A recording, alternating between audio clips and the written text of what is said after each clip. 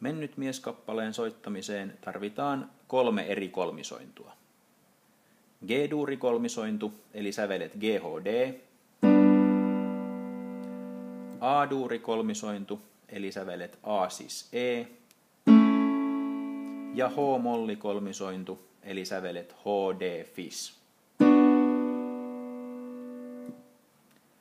Säkeistön sointukierto soitetaan niin, että ensin tulee kerran G-duurikolmisointu, sitten kerran A-duurikolmisointu ja lopuksi 2 kertaa H-mollikolmisointu.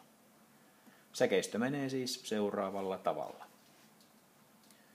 G-duuri, A-duuri, H-molli ja alusta. G-duuri, A-duuri, H-molli ja alusta. G-duuri, A-duuri, H-molli ja alusta. G-duuri, A-duuri, H-molli ja alusta.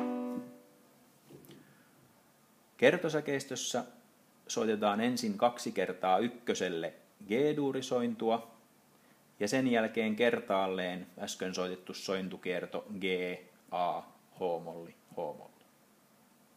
Kertosäkeistö soitetaan siis seuraavalla tavalla.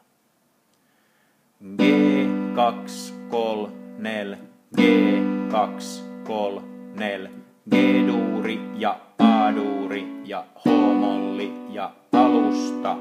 G, 2, 3, 4, G, 2, 3, 4, G-duuri ja A-duuri ja H-molli.